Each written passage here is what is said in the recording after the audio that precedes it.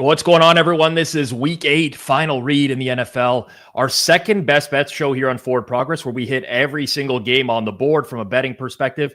This year, we're using the hammer system for our picks. Triple hammer, 3 units, double hammer, 2 units, single hammer, 1 unit, with the goal of winning money, but also crushing the Tuesday team. That's really what we're here for.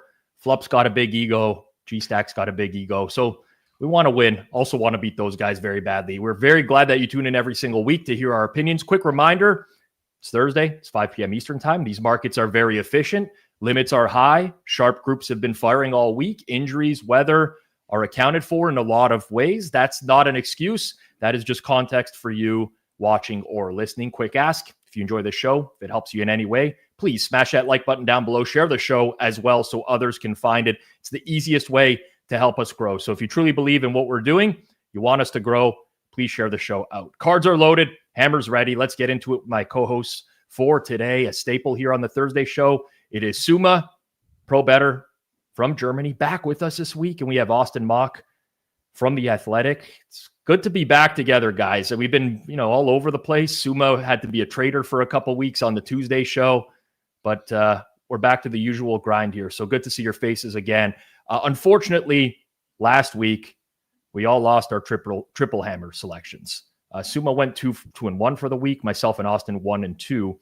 For the season as a whole, we're still in the green. This show has a 10.24% ROI if you've tailed every pick and the exact unit structure. Austin's up about 8.6 units. Suuma 2.8, myself 2.6. So all three of us in the green. Hopefully we can keep it going this week, as it's challenging to find edges in the NFL. And we're going to start it off here with a game that I think all of us have some interest in some capacity. It is the Buffalo Bills coming off a bye week, traveling to Carolina to take on the Panthers. We call them Eric Eager's Panthers because Eric, now the VP of Analytics for the Panthers, used to be one of our content creators here on Forward Progress. As the market stands right now, Buffalo laying 7.5 minus 102 at FanDuel. Total in the game, 46.5. Juice towards the over here at minus 120. Suuma, it's been a while since he gave us a breakdown on Thursday. I'll start off with you here. Panthers, Bills, what are you feeling in this game? Yeah, I'm looking towards the home dog. To be honest, I don't make any real downgrade from Bryce Young to Andy Dalton. Panthers surprisingly well running the ball against the run. Both sides really clicking this season. And what I like about the matchup for the Panthers is that I don't think that I could lay like 7 or more points with the current iteration of the Bills defense. I just think that their run defense has been atrocious. They have issues on the outside. Who is going to cover Ted McMillan? I just having like serious issues with their defense. I think Panthers will be fine moving the ball here. And then on the other side, I think it's possible that coming out of the bye week, the Bills offense will do like a 180 and go towards a pass-first offense because they really try to establish the run. And the Panthers have a very good run defense. So if the Bills come out with the same offensive approach, trying to establish the run, maybe go into more of these longer down distances, I think they might not have a very easy time to throw the ball, to move the ball on like longer down distances. So that being said, I think these are too many points for the Panthers. I think they can go toe-to-toe scoring-wise, and I will make this my double hammer to start. Double hammer for Suuma right out of the gate. Austin, I know all three of us in our rundown said we wanted to talk this game and potentially bring it up off the top. Are you agreeing with Suuma here on the Panthers, or is there a different look for you in this one? Yeah, I am in unison with Suuma here. I think that I don't know, like the Bills, just because Josh Allen, I don't think this roster is complete or good. You take Josh Allen and you just look at the every other position group. I don't know how many of those position groups that you're like, hey, this is a team that looks like they're going to be one of the better teams in football. And we've kind of seen that all year. I don't want to say they got lucky to beat Baltimore, but that was a late comeback. Pretty much every other game has been pretty close for them or a loss in the fourth quarter, even the wins against Miami and New Orleans. So I'm with Suuma here. I am going triple hammer though at plus 7.5 minus 120 on the Panthers. They stop the run. The Panthers do. Their pass defense hasn't been horrible either. Like, you want to talk about a total 180 from last year in what they put up a just historically bad season. I think that's going to help them. And I've said it before, when Matt Milano does not play for this Bills defense, they fall off a cliff. The unit's not great. So I do think, Andy Dalton is pretty similar to Bryce Young, and he's been in that system too. That helps as well. I think he's going to do enough here. 7.5 at home, Panthers.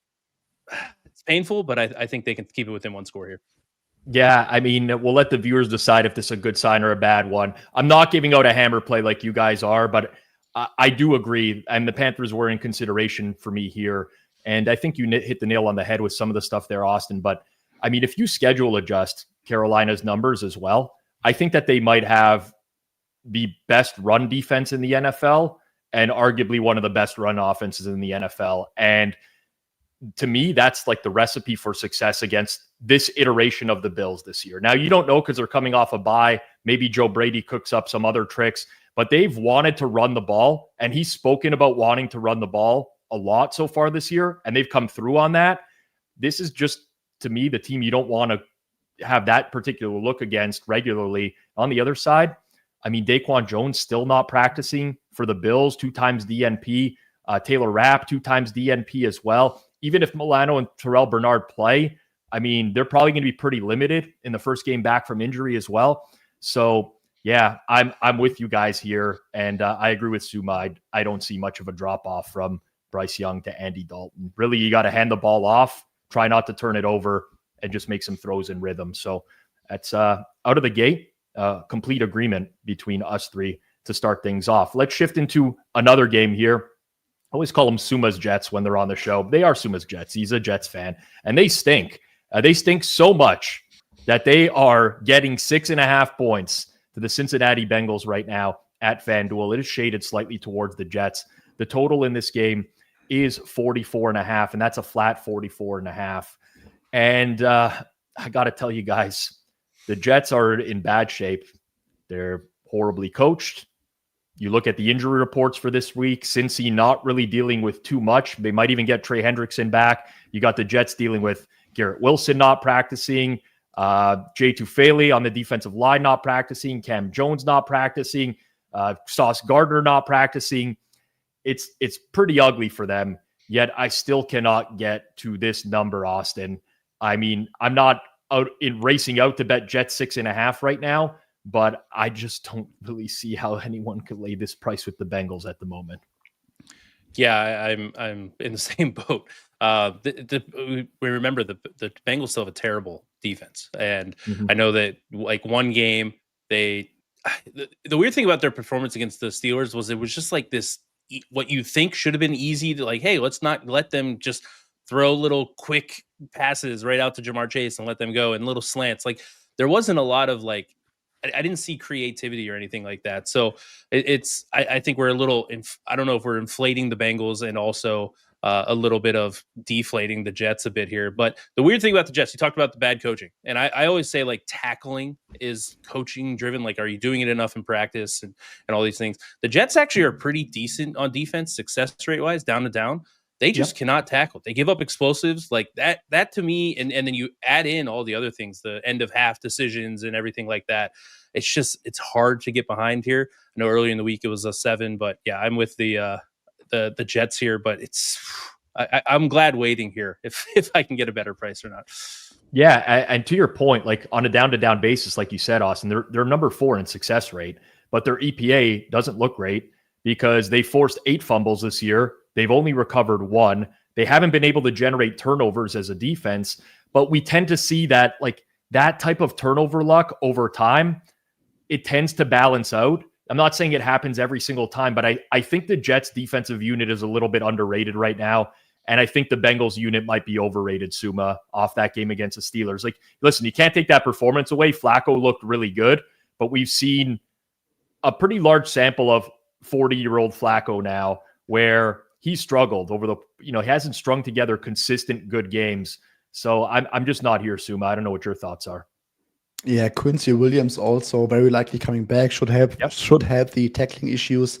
Austin said it's 7th in passing success rate, 31st in DVOA, 31st in EPA, 6th in rushing success rate, but 20th in EPA per rush.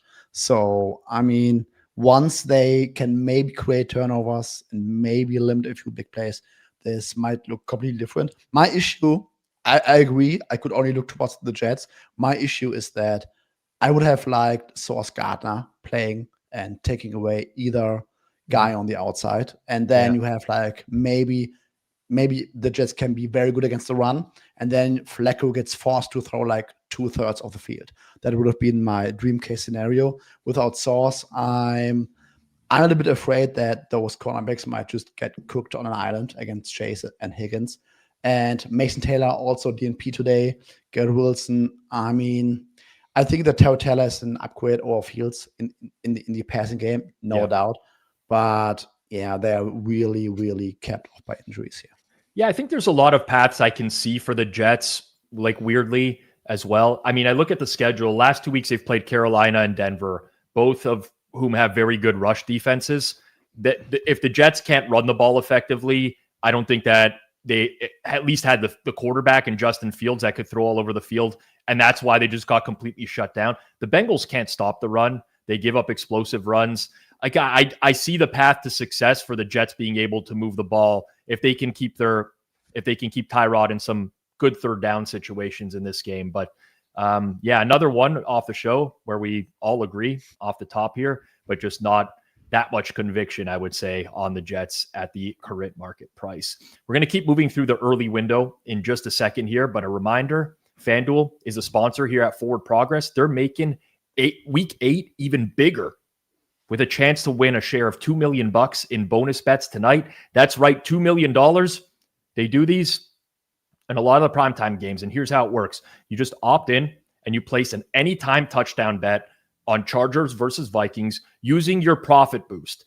And if you pick a player that scores either the first or last touchdown of the game, you're going to earn a share of $2 million in bonus bets. $1 million goes towards the first touchdown, and $1 million towards the last touchdown. Last I checked, FanDuel had the best price in market for a lot of players tonight, so there's a good opportunity to use this. Jordan Mason, Jalen Naylor, Carson Wentz.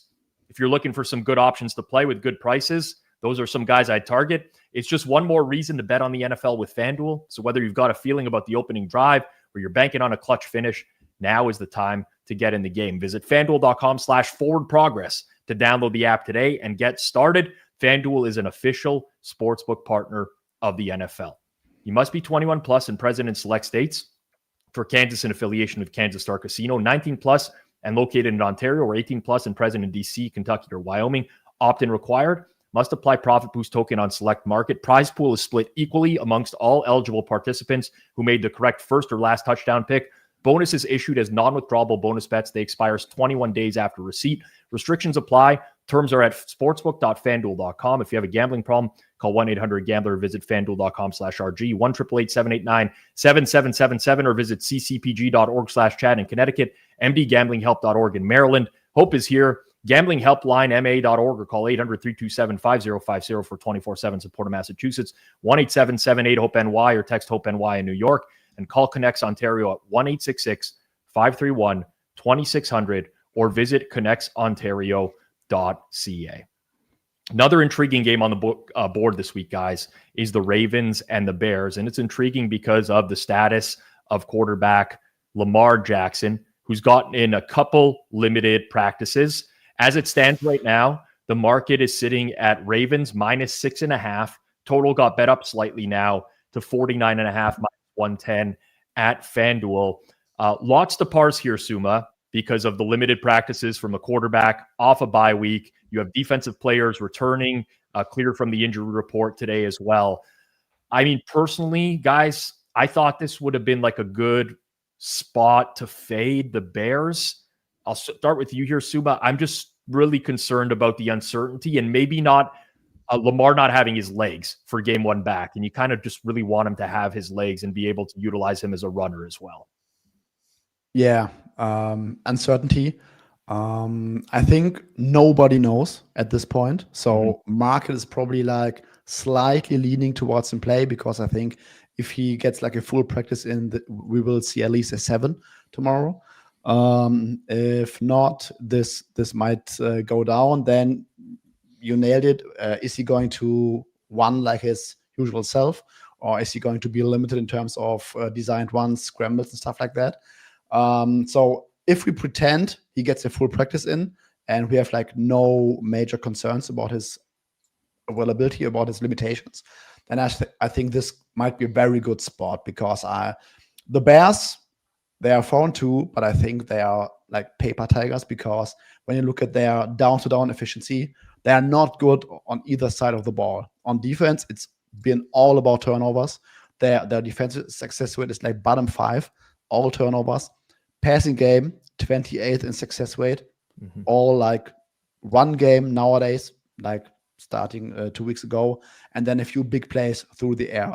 I think Caleb Williams is like very bad. He's inaccurate, and I think that he really limits what Ben Johnson wants to do with that offense. And Ravens, going into the season, I think like most power ratings had the Ravens number 1, and they were up 40-24 at Buffalo on the road in week 1. And from that team, we have only missing, I think, 3 defensive linemen right now. So it's basically the full week 1 Ravens squad. And yeah, if Lamar's healthy, I like the Ravens. I think this might be let's call it smash spot for them. Yeah, the problem I have with that, and I agree with a lot of what you said, but missing those defensive linemen and trading Odafe Owe as well, like it leaves such a hole on at the line of scrimmage for them in this game. And I'm worried that the Bears have found a running game. Seems like they've changed up their running style a little bit more in recent weeks as well. Ben Johnson's gotten a lot more creative. And I wonder if there's a path here where they just kind of grind this one out on the ground against that front of Baltimore. I'm curious what you think here, Austin. Yeah, I've seen a lot of guys who break down film and offensive block, and they're saying Ben Johnson's starting to really cook in the run game. So that is a concern, because like even when the Ravens defense was healthy, like we didn't see a lot of success on that side of the ball. Right. For whatever reason you want to call it. I know Roquan's supposed to be back this week. That should be a big help for them. But like you said, if the defensive line's not there and the Bears are able to run the ball, like Caleb has his issues, they have been able to hit a ton of explosives through the passing game. And one of the things that I think he does have a higher average air yards per attempt. So I do wonder if like, I don't think he's great, but in the middle. Like, I don't think he's as bad as the success rate goes. Definitely if they're hunting, and he is that type of quarterback. So I do think in a game where if you can get the run game going and kind of get them back on their heels, I could see the Bears kind of making this difficult for if Lamar's healthy, for the offense to pull away in this. So just without all the uncertainty of Lamar, with how much he helps their run game, their run blocking hasn't been great this year. I don't know if we'll ever know if he's healthy for this game. What percentages he has? He had 80, 90.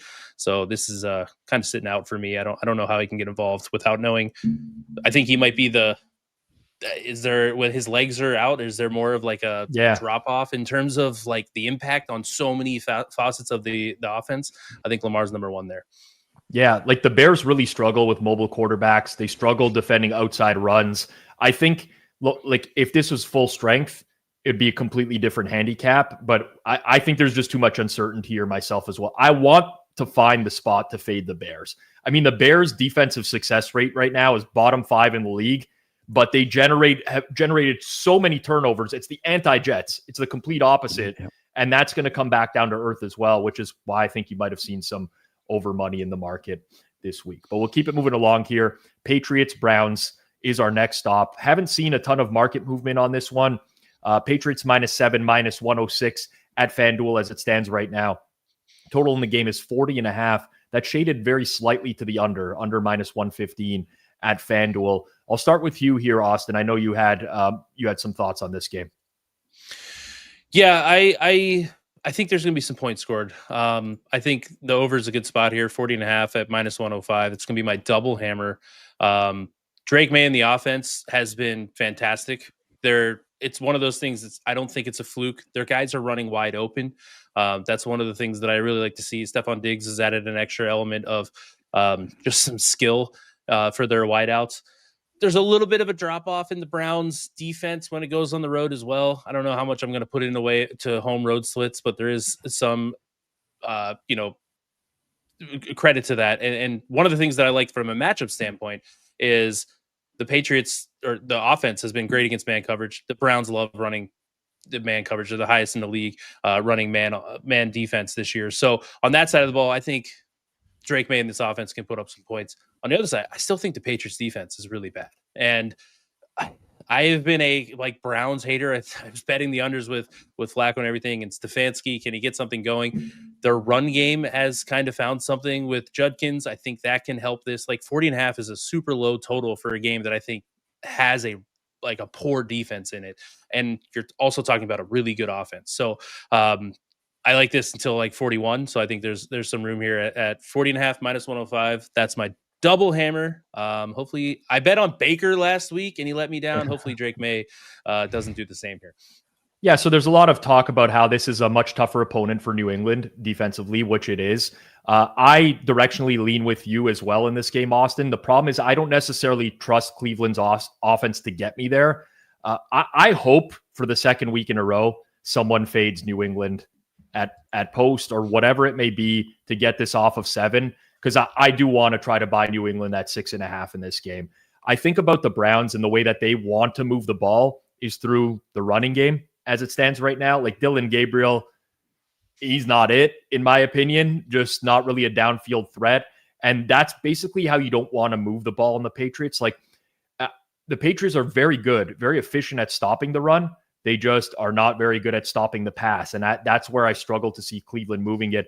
I think the Patriots are going to move it on anyone, though. And the one thing I'll say about the Cleveland defense, they might be good on a down-to-down basis, but they give up a lot of explosive plays. They've consistently been vulnerable to explosives under Schwartz. This has been for a long time now. And the Patriots, as the year has gone on, they've been passing more. They've been attacking downfield more. I think this could be a spot that ends up being a blowout. And the Browns just really capitalized last week on the weather and being able to run it on a Miami defense that can't stop anything. Suuma, I'm not sure what your thoughts are here. Completely agree. Slight lean towards Patriots. I also don't think that the Browns defense will really stop or put the clamps on the Patriots passing game. I just don't see it. Pats cannot run the ball all season, and it just doesn't matter because this passing offense is so efficient. I also think this might be a big Stephon Diggs game, just from a matchup perspective. And you said it, the Patriots are good at stopping the run.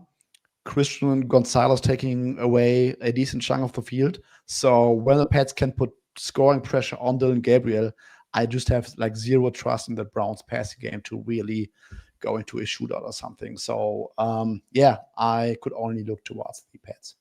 Yeah, I would have liked it a little bit more had the Patriots had more injuries in the secondary, but it's trending towards them being much, much healthier there this week as well. But Austin is on the over this week.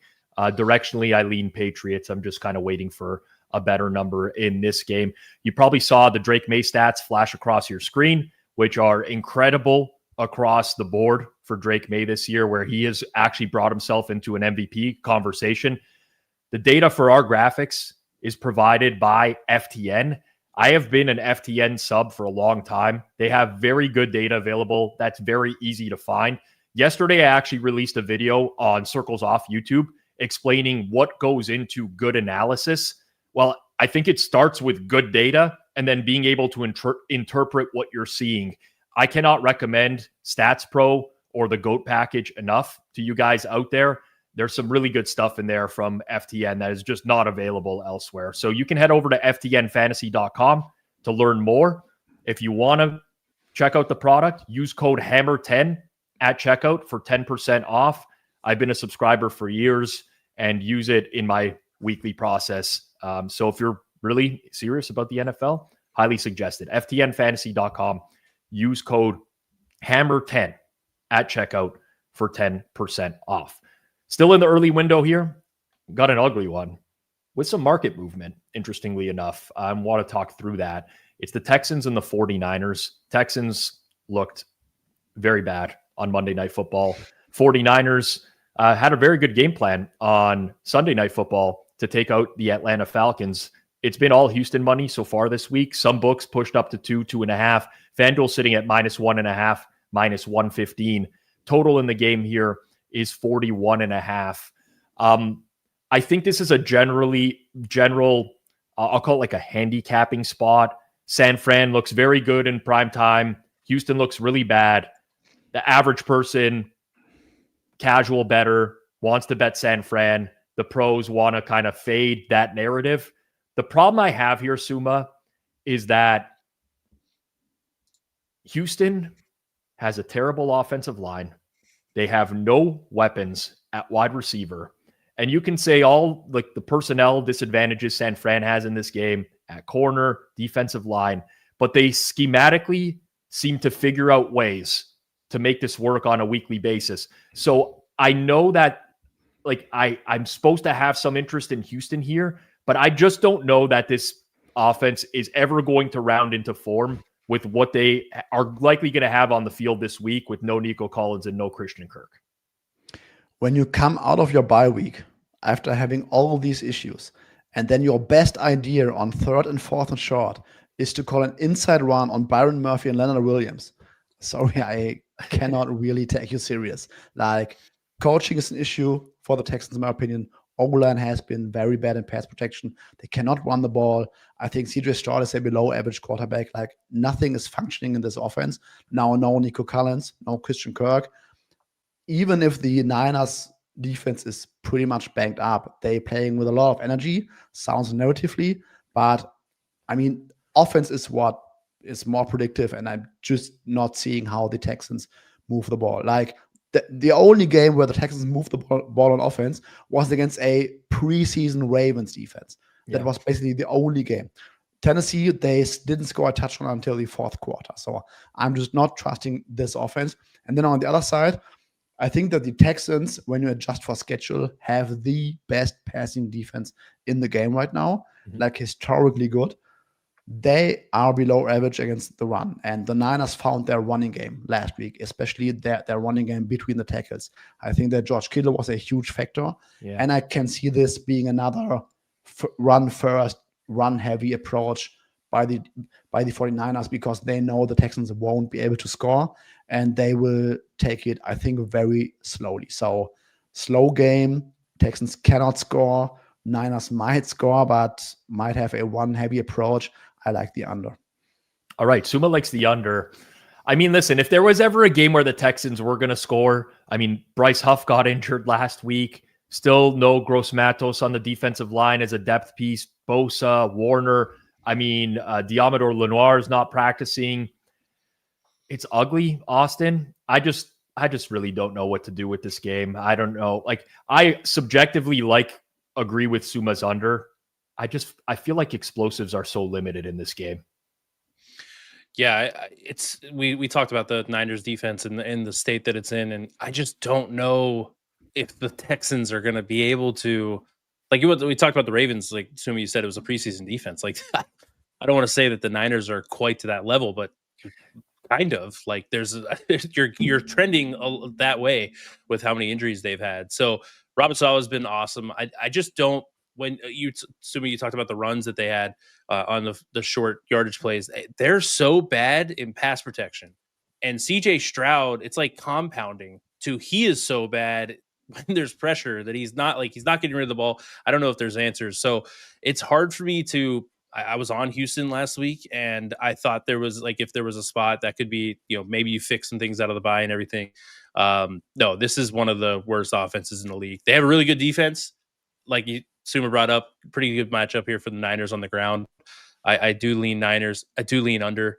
It's a pretty low number. I don't know if I want to get involved because the Niners defense could just be really bad. So I want to bet the Niners, but I can't get to it.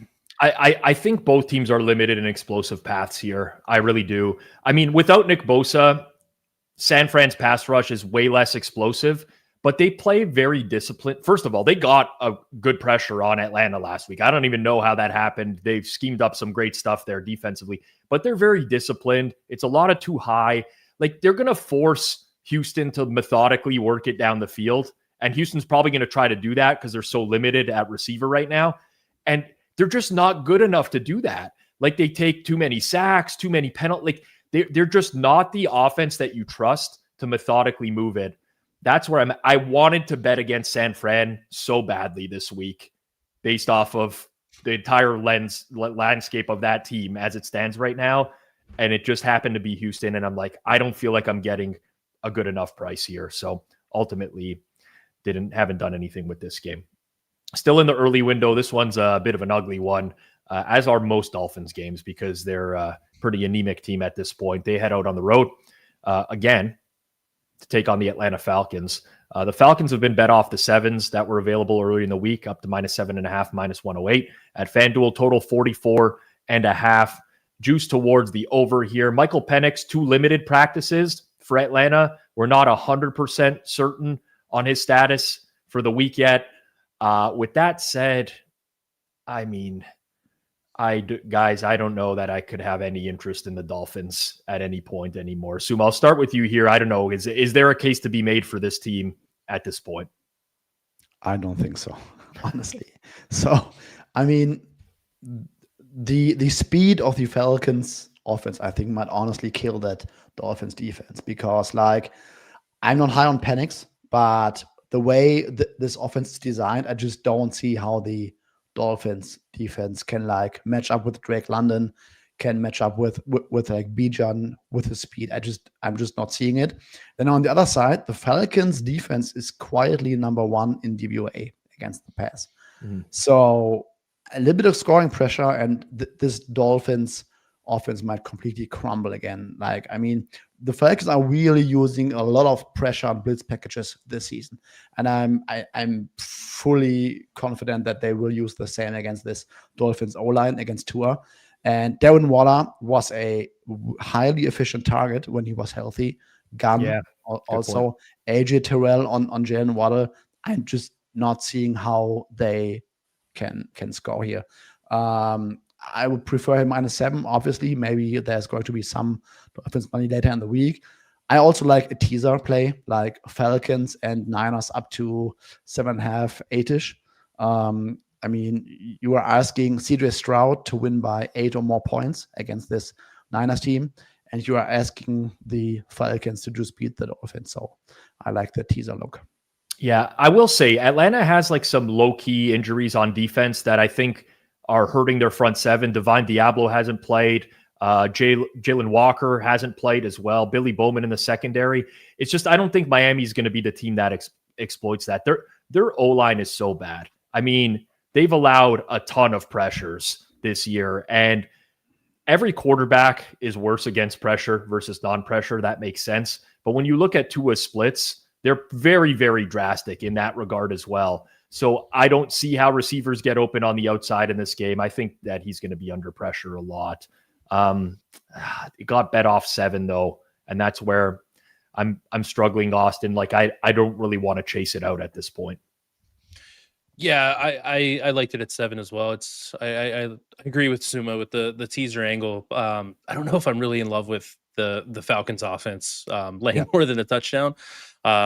Granted, the Dolphins defense is terrible, but yeah, I think they're going to get pressure. I think, Rob, you mentioned in one of the preseason shows we did, you take pride in knowing all of the offensive linemen or starting offensive linemen for each team. And the Dolphins were one of those teams you were like, I don't know if I can name everybody right off, like in preseason. So, and that's came out like they were that like that. I could get 4 of 5. I could get 4 of 5 off the top of my head. I can't tell you who their left guard is right now. G-Stack would be able to tell you, but I could get 4 of 5. But and Tua is just not the guy. Like, you remember when and this is the concerning thing. Like, the Dolphins under Tua and McDaniel were able to like crush bad teams, and they really struggled against good defenses. And they're not doing that anymore. When he gets pressure, he wants to be quick. I think that's when the turnovers happen as well. He's been turning over the ball a lot. So yeah, I lean Atlanta here. I just don't think anybody with a good defense. I didn't like the Dolphins when they were rolling and healthy on offense against good defenses, and I think the Falcons are a pretty solid defense this year. So yeah, I lean that way. Suma's teaser is the way to go in this one. Suuma, quickly in about 30 seconds here, what happens if Cousins plays this game? Does that change your opinion on it? Because I think Penix has been bad, and I actually think that Dolphins will probably be planning for Penix this week. I kind of like these situations where you have a quarterback who comes in that I don't think is a big drop-off necessarily. So I don't know what your thoughts are if Cousins ends up being the starter here. So interestingly, when it came out that Penix is banked up, we saw some Dolphins money. And then when Penix looked to be fine, we saw Falcons money again to bring this back up. Honestly, I don't think that there is any real difference between the two now. We have to consider that Cousins, they had like a borderline top 6-ish offense last season in terms of success rate. It was just that Cousins' turnovers has killed that offense. And he was only 1 year removed from his Achilles injury. We saw it with Aaron Rodgers, who looks a lot better this year, like physically, in my opinion. So we might just get, honestly, the better quarterback if Cousins plays, because I'm just not sold out on Penix at all. All right. George got it for me in the chat. Dolphins traded up for Jonah. I think it's Savannah. I don't remember exactly how it's pronounced. Savannah, I think. Savannah. There we go. 82nd out of 82nd ranked guard by PFF with a 26.8 grade. So that's why, I mean, I should have known that. It's so bad. I actually should have known that off the top of my head, but pretty disgusting situation there. Giants, Eagles, our next stop. We saw this matchup a couple weeks ago where the Giants were actually getting a touchdown at home and upset the Eagles in that game. Now they go out to Philadelphia, where they are 7.5-point dogs. Philly minus 7.5, minus 0.2. Total in the game, 43.5, minus 114. I'll start with this one because I had a pretty strong lean, and it almost made my hammers, but I decided against it because AJ Brown has been 2 times DMP here. And I do think that there's legitimate risk at this point whenever you have soft tissue injury and you're 2 times DNP. But the Giants defense is very quietly extremely banged up. Brian Burns, who says he's going to play with the hip injury, 2 times DNP. Chauncey Golston, 2 times DNP. Javon Holland, Paulson Adebo, 2 times DNP. The Eagles kind of figured it out last week in the passing game. Now, granted, a lot of that was off script, but I do think as they throw deep, they'll continue to throw deep a little bit more. And the O-line, I mean, people are giving the Eagles O-line a lot of, it's like the O-line is such a problem for them. It's been very good in pass protection. They're not opening up a ton of space for Saquon Barkley. I get that. But you're looking at a secondary dealing with 2 key injuries for the Giants, a front 7 dealing with a couple key injuries. We saw these teams able to score on each other a few weeks back. I have a pretty strong lean to the over here, Suuma. I don't really know what to do with the side because the Giants, they're still like, I still don't know how to value that offense especially, but Jackson Dart, very mobile. Philly struggled against mobile quarterbacks so far this year as well. I think there's going to be points in this game. It just missed my selections because of the injury to AJ Brown, though. Yeah, Eagles are not good against the run, and they have like basically no edge rushers right now. So I think Giants offense, I'm quietly jumping on the wagon past couple of weeks. I was also very impressed with what they did at Denver for like 2.5 quarters. I think they will score some points. I am still not trusting that Eagles offense, to be honest. I thought that last week, the Brian Flores actually did not have the greatest game plan because the Eagles cannot run the ball, and Jalen Hurts could not throw the ball against zone coverage this season. And usually Brian Flores plays a lot of cover 2-ish with a lot of pressure up front. And I think it felt like, I have not looked at the exact data, but it felt like Hurts had the most big plays when it was not cover 2. So this might sound counterintuitive, but maybe the Giants, because of their because of their injuries in the secondary, they might play a little bit more zone coverage, and that really had Jalen Hurts struggling the most. Like one game does not give them a floor this season.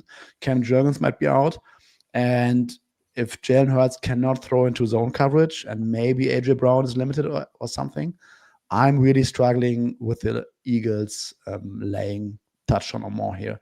So my lean would be the Giants. Yeah, seems like the chat agrees with you so far on the Giants. What are your thoughts here, Austin? Yeah, I lean pretty strongly to the Giants. I wish their injury report was a little bit better. That is concerning. Definitely the Burns injury makes me a little cautious there. But one interesting note is what I found with this game is I don't care so much about like revenge angle because the Giants bullied the Eagles a couple weeks ago. But I thought it was interesting that Fangio decided to play by far his highest rated cover 0 2 weeks ago. Jalen Carter was out, so that's something maybe he was trying to figure more ways to generate pressure, whatever it is. They ran one of their highest rates of cover 1, and Jackson Dart has been fantastic against cover 1 this year. So I wonder if we see some, cover 3 or cover 4 coverages that the Eagles usually play more and didn't in that game 2 weeks ago. So that is one concern for me because Dart does struggle against those. But again, they haven't been the defensive line. That was the big worry about the Eagles coming in the year. Scadable's not like explosive, but he's like the ultimate grind it out type of quarterback here.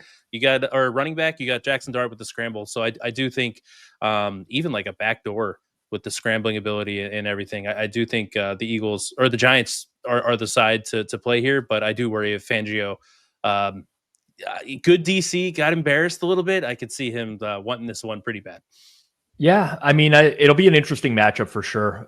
Just on my end, I think both offenses can generate explosive plays outside of structure. And I like that a lot in this particular game where you might potentially see some defensive adjustments and things of that nature.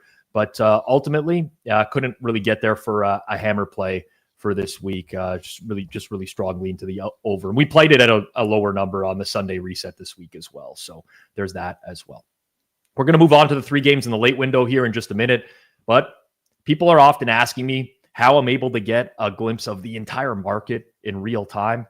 And that's because not only do I use BetStamp Pro, but I actually helped build BetStamp Pro as well. And with football season in full swing and the NBA back this week, now is the time to lock in the BetStamp Pro prop screen. It's built for high-level bettors who need to spot and scale up edges very quickly. As more books take real money on props, prices are getting sharper. Means the window to exploit these inefficient numbers is small, but you can do it with a great tool. And BetStamp Pro, hyper efficient, reliable true line that shows you the real market price in seconds across over 150 different outs, help you find the best edges, hit them before the market moves. So don't wait.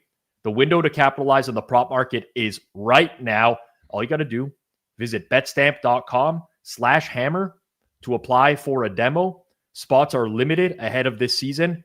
But again, demo it out, take it for a test run, see if you like it or not. So you can scan that QR code on screen if you're watching. If not, betstamp.com/hammer if you want to check out the product. But I'm a little bit biased.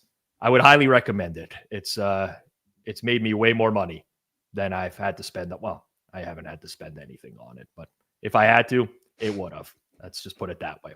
All right. Late window. Saints and Bucks is our starting point here. The Bucks injury report yesterday actually made me just laugh out loud.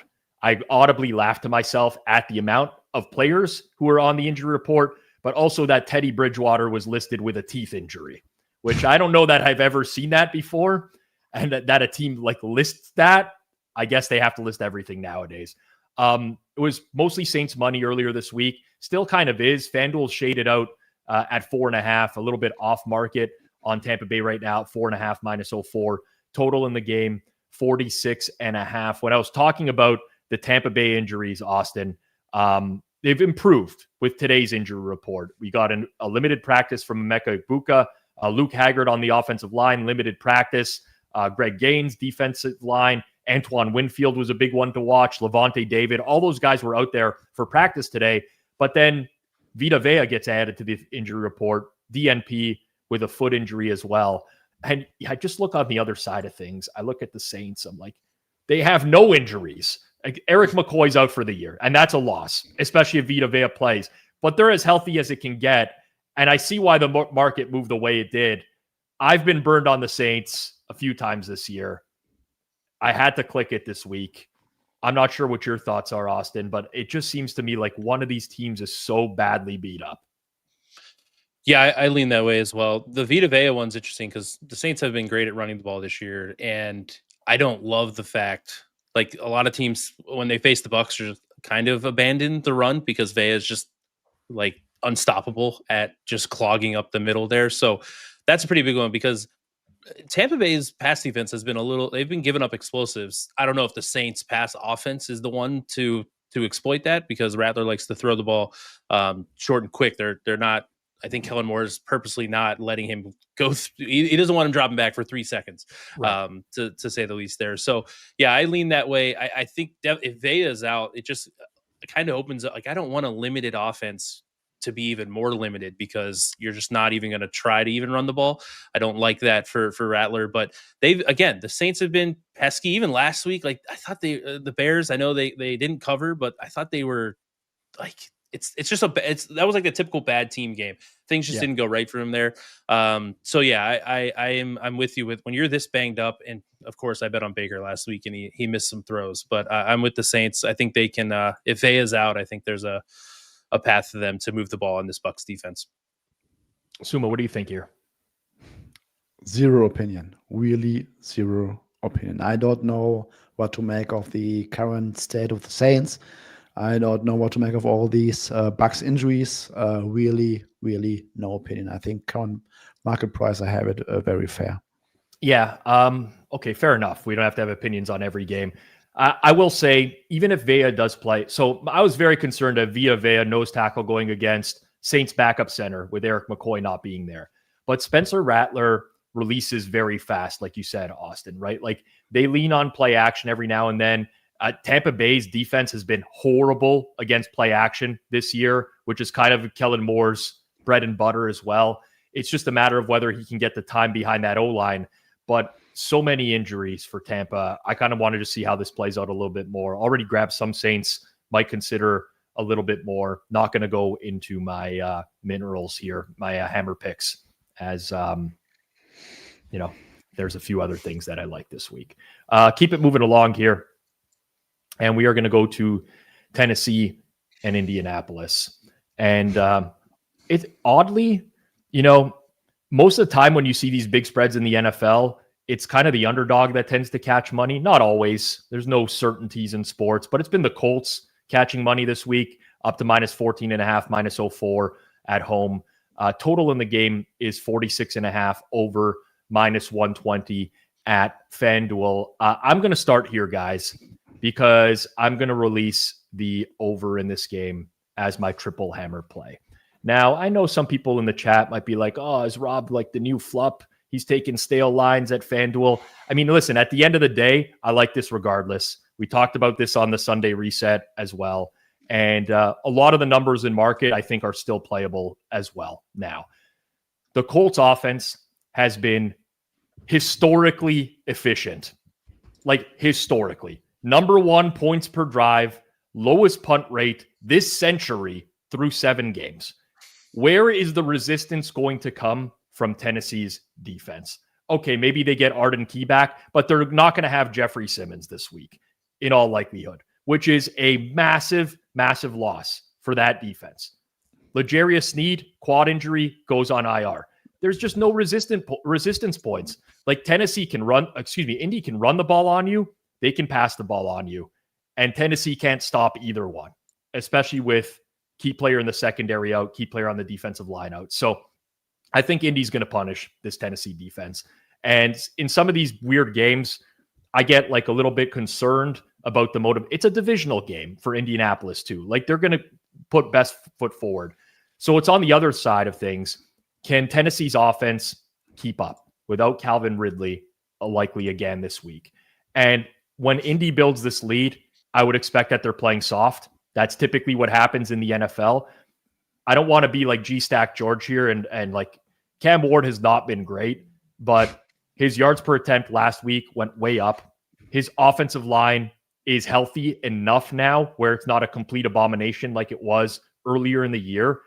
I think this is a clean environment indoors, sets up for a lot of points in this particular game. And remember, the Colts do have cluster injuries in the secondary. Kenny Moore might be back, Suuma, but they're still missing multiple corners. Jalen Jones, Mike Hilton, Trevarius Ward as well. So I see points. I'm using my triple hammer on the over in this game. I was at the Blue Jays game 7 with E. Colt. He told me this one is good to 54, which he's just put in the chat as well. And I don't think it's good quite that much, but I like the over, Suuma. Yes, agree. I mean, Colts could drop 40 by themselves, and you wouldn't be surprised. So, what was very fascinating about last week's game was like, I would call Josh Downs probably their most important guy at wide receiver, and he did not even play. I know. So, I mean, fully healthy Colts offense. Also, Colts at defense, they are losing defensive line depth, especially on the edges. So, yeah, I like what I saw from the Titans first half. Could not do it for like full 4 quarters. But here in this game, there are so many opportunities for the Titans to score late in the game, in garbage time or whatever. I also like the over a lot. Austin, any thoughts here?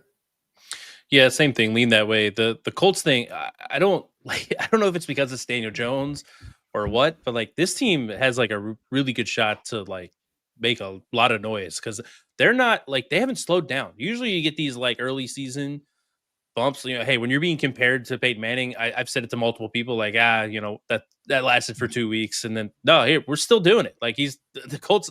The Colts have never, under Peyton Manning, never scored to this level and putting up the numbers. So yeah, I think this offense, the guys again, they just run wide open it's like every single play.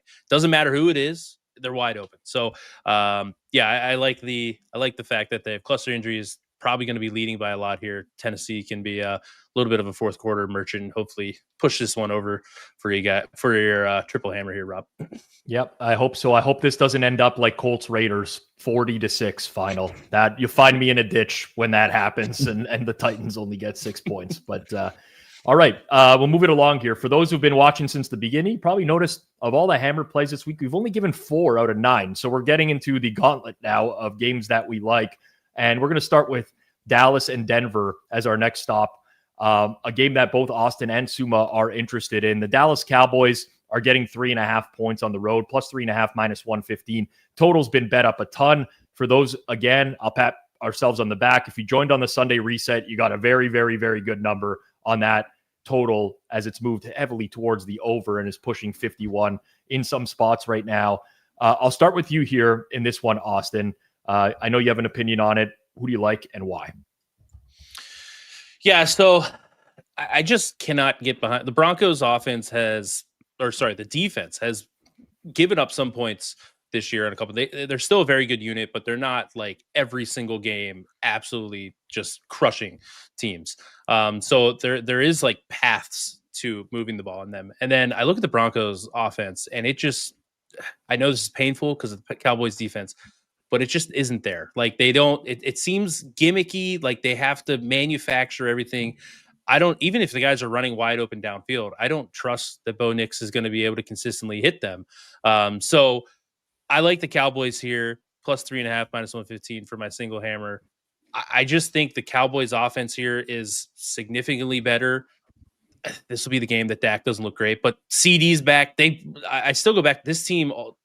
With all the injuries they had, they were still moving the ball really, really efficiently. Played some decent defenses during that stretch as well. So they're getting healthy. CeeDee Lamb back. George Pickens is like playing like a wide receiver 1, which we thought this offense was going to be pretty good with him just playing as like a good wide receiver 2. So I think that's a matchup that CeeDee Lamb's going to be able to line up all everywhere. You got to respect Pickens on the outside. So yeah, I'm with the run game's been there, everything. So I'm going with the better offense here. I think the Broncos defense they're not impenetrable. Going with the Cowboys for my single hammer at 3.5.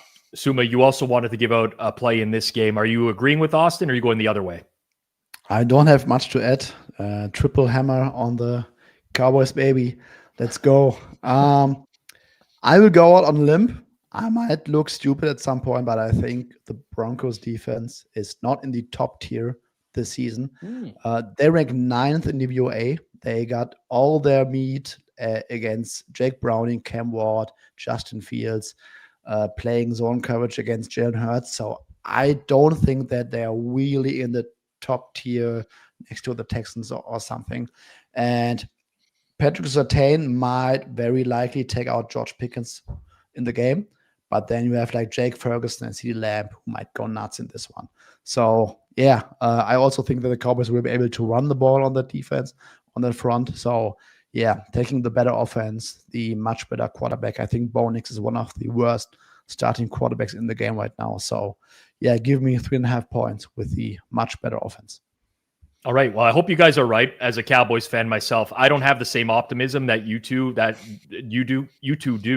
But that doesn't mean I want to go and bet Denver either at this price. I mean, especially now that we've moved off 3, you could have sold me on a Denver -3 in market, but once we get out to 3.5 and you're kind of reliant on Bo Nix to win by margin at that point, that's where I'm struggling a little bit more. With that said, listen, there's opportunity. The Cowboys defense is very bad. I mean, there's EPA wise, success rate wise, adjusting for quality competition, they're in just a tier of their own at the bottom of the league right now. But I do have some optimism for their ability to move the ball on offense. And like you pointed out, Austin, they survived all those injuries earlier on in the year, and they were still able to move the ball. I think it's just a very good scheme right now. And some are dubbing this the Javonte Williams revenge game as well. And these revenge games, gotta factor that into your numbers. We're going to close off here in a second with the primetime slate. Not sure though if the viewers are aware just yet. We have an incredible 3 times a week newsletter. I don't know how to do a 3. You do it like this. What do the referees do it in a weird way? I mean, this is Inglorious Bastards all over again. I don't know. The way the refs do it always bothers me. I can't. One of these. All right. We got 3 times a week newsletter. Mondays, you get latest injury reports in the NFL. You get takeaways in the NFL from Suuma. You get early leans from myself and Clive if you missed the Sunday reset. Wednesday, you get the first practice report from every single team.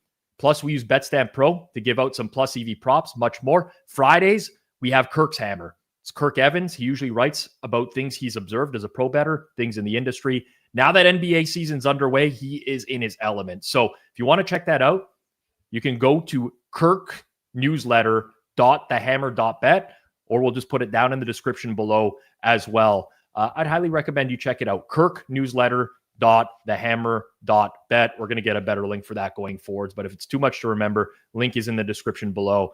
And you won't regret subscribing. We have a 70% open rate on that newsletter. 70%. It is very valuable. I'll tell you that right now. All right. Sunday Night Football. Packers, Steelers. The last time we saw the Steelers, it was also in prime time, and they looked like a dumpster fire on defense because Joe Flacco just tore them up. Green Bay, on the other hand, they've kind of been up and down over the course of the year. Really tough to figure out where this team ranks in market right now. As it stands, Green Bay -3, -102 at FanDuel. Total in the game is at 45.5. Suuma, I will start with you. Packers and Steelers. I mean, lots of people love betting the Steelers in this type of situation. Home dog under Mike Tomlin. Maybe you get some voodoo on Sunday Night Football. Are you buying into the voodoo train this week? Hope to avoid the voodoo train this week. If Christian Watson does not end up being activated, I will absolutely hate it because he could really provide another element to this offense that is also being without Jaden Reed. And Dontavian Wicks not practicing either, yes. Suuma. Yes, I think that he was basically ruled out already. Yep. So LaFleur said he's probably not going to play. So, however, I will say that I think that everything that the Steelers defense is bad at, the Packers are very good at on offense. So the Packers will likely be able to run the ball on them. Steelers, they are really old and slow on defense. They're giving up explosives. That's what the Packers like to do, like all the time. trying to throw downfields, especially if Christian Watson is going to be back. I just don't see how the Steelers defense holds up very well. Also, what I find interesting is when you look at the names, you won't believe it, but I have the Steelers like only middle of the pack in terms of pressure rate above expectation. Yep. So something is not right with them this season.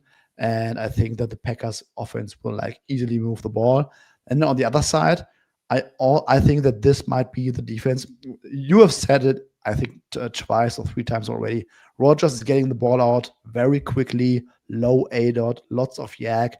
I think that the Packers defense is very solid against this kind of passing game. Yeah. They're really good at triggering on these like open field guys. So I think I just think this is a bad matchup for the Steelers overall. Steelers have also run the ball very well. Green Bay's defense is very decent against stopping the run. And if you can put scoring pressure on Aaron Rodgers, he's like one of the worst quarterbacks under pressure this season. So yeah, I just like the matchup for the Packers. Single hammer, Packers -3, -102. All right, I'm going to piggyback that myself. I'm also going to give the Packers as a single hammer this week. I think Suuma made a lot of great points. There's a few other things that of note here. The Steelers center, Zach Frazier, is dealing with a calf injury. He was limited yesterday, but he did not practice today. And I think that's one thing to monitor going forwards. I'm hoping that the Packers could also get Devontae Wyatt back on defense. That would help their defensive line. It's also missing Lucas Van Ness right now. Part of what the Packers really want to do is generate pressure with a standard rush. And they've been able to do that a lot this year. Micah Parsons is probably, in the history of the NFL, the best pass rusher at generating pressure when the team is not blitzing. He is so good one-on-one, one-on-two. And you look at Aaron Rodgers, his success rate when he's under pressure on a standard rush is below 20%. It is a real challenge for the Steelers to move the ball if other teams are dropping guys into coverage on these short and intermediate routes and winning at the line of scrimmage. So I know that the Steelers are on extra rest. They looked bad last week. Typically, that may be a time where you want to buy them. I just don't believe in this Pittsburgh team. I really don't. And I think Green Bay is actually way better than people want to give them credit for right now. On paper, Austin, I mean, listen, sometimes they don't pass the eye test, but their efficiency numbers are very good when you adjust for their schedule that they've played. So I'm going to join Suuma here on the Packers. Not sure what your thoughts are. Yeah, I lean that way. I don't have a huge numbers advantage, but the Frazier injury is big for me. Echoing a lot of the things that you said, Rob. Rodgers is top 10 when not facing pressure this year. He's bottom 10 EPA per dropback. He's bottom 10 when he faces pressure. He's been better against the blitz. And to your point about when guys drop in coverage, when he can identify with blitzes, he's still a very high-level cerebral quarterback. Yep. But if you don't have a clear picture of like, oh, hey, blitz is coming from over there, I'm just going to throw that way because there's going to be I'm going to beat them to the filling that zone. He's really struggled. So I think that Green Bay doesn't want to blitz. Like they don't blitz. They generate pressure at a super high rate. They've had multiple games this year where they have a 40% pressure rate and a sub 20 blitz rate. So I just think this is a really bad matchup. Was in my almost a hammer. I thought about it. So I lean that way definitely with the great price at FanDuel with the -3, -102. But yeah, the only thing you gotta play the voodoo here. That's the or you gotta watch out for the voodoo. That's the one worry here. 100%. I mean, it's the perfect Steelers voodoo team. spot. It really does feel like a game where the Steelers get outgained and outyarded. And anyways, I hope not. I'm going to think positively. Yeah, I'm going to think positively this week with this one. We'll end off. Well, we'll talk Thursday Night Football very briefly, but we'll go to Monday Night Football now, which is a much less intriguing game now with the spread out to where it is, which is Chiefs -11.5, -120, hosting the Washington Commanders. Total in the game 47.5, juice towards the under. Of note, this is extremely likely going to be a Marcus Mariota game as Jaden Daniels is dealing with that hamstring injury. Also of note, Terry McLaurin, full practice today. Deebo Samuel, full practice today. On the offensive line for the Chiefs, Josh Simmons dealing with some personal stuff. He's still not practicing. Trey Smith, right guard. DNP, mildly concerning for them at this point in the week. Jawan Taylor, right tackle, though, full practice. I'm the last person that hasn't filled out the hammer plays yet. I am going double hammer on the over in this game at 47.5, minus 105. Probably would have been my triple hammer had we done the show this morning, but Hitman had to take that away from me with the release. But I still do like this one quite a bit. Washington's offense under Mariota is very efficient. They average 6.4 yards per play. For perspective, that would trail only the Colts over a full season right now. They use a lot of play action, and they create more explosives with Mariota because of his ability to throw downfield than they do Jaden Daniels, where Jaden Daniels' offense is more about methodically picking apart the defense with some first read looks that Kingsbury puts forth towards him. The stylistic matchup here is kind of where the Chiefs have been weak this year. I mean, when you look at how they've dealt with play action, it hasn't been good. Their EPA per dropback, yards per attempt, completion rate, they're all amongst the worst in the NFL. So with these options now available to Mariota on the outside, I actually quite like the Washington offense. The problem is, and why I'm not taking the points, is the Washington defense is an atrocity. And they are going up against a Chiefs offense that is humming right now. But this Washington defensive line now lost Dorrance Armstrong to IR. They've already been without Dietrich Wise, Javonte Jean-Baptiste, Drake Jackson. Their defensive line is a disaster. And even if Trey Smith misses, I still think Kansas City's moving the ball at will in this game because Washington just doesn't have the ponies to deal with it. They give up tons of yards after catch, which is not what you want against the Chiefs, Suuma. I like the over quite a bit in this game. I see the Chiefs really marching, and I do think that Washington will take some big shots in this game as well. Yeah, agree. Mariota, highest A dot in the league among all quarterbacks. Also, if they get into a negative game script, you said it, there are tons of opportunities to throw the ball downfield, to just play YOLO offense. And that Washington defense, man, over or nothing in this game for me. Austin, anything here? Monday Night Football? Yeah, I numbers lean towards Washington, but for the defensive injuries, like the Armstrong injury, I think it's going to be huge for them. So I do lean that way. But Rashee Rice came back. Like, he didn't run a lot of yards or routes downfield. No, his A dot to him was like 1 yard, 0.8 yards or something. And so, like, I'm just thinking, it's like, okay, he's going to be running a lot of like crossers, shallow crossers. You're going to have Kelsey in the intermediate. You have Thornton and Worthy can go deep. Worthy can kind of do everything. Even without the offense, because I don't like this defensive line is not going to be able to generate pressure. Bobby Wagner in this defense, trying to defend this speed on this offense is terrifying. So it's a really bad matchup for Washington's defense here. So yeah, I lean the over as well. 47.5 is tough, like you said. Hitman ruined that a bit, but I think it's over or nothing because Washington, it's not big enough for me to get involved. Like 2 touchdowns would feel a lot better, but yeah, the Chiefs might just be the wagon that we thought they might not have been for like 3 weeks. Yep, absolutely. Hitman getting his revenge on us for booting him this year, booting his ass to the prop show on the weekend, which is a good show, by the way. You should check it out if you haven't already.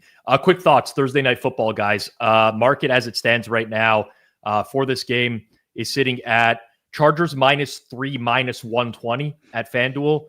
Total got bet up through 44 to 44.5. I'm struggling right now with this one, guys, without knowing the status of Christian Darrisaw in particular for this game.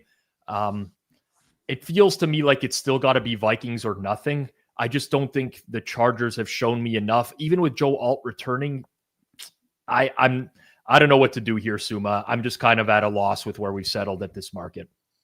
Yeah, same. I think I would like Vikings if both tackles are in.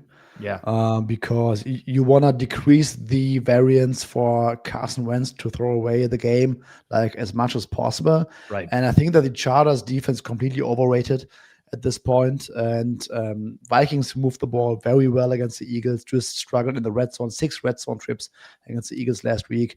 I think that the biggest issue is just the occasional 2 or 3 dump Carson Wentz plays every game. But yeah, that's my concern. And then on the other side, yes, Joe Alt gets back, but the rest of the O-line against this Brian Flores defense, also rough matchup. I don't really know what to make.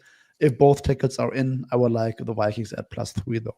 If both tackles are in, I will likely play some alternate overs in this game. I think this could be a sneaky explosives game.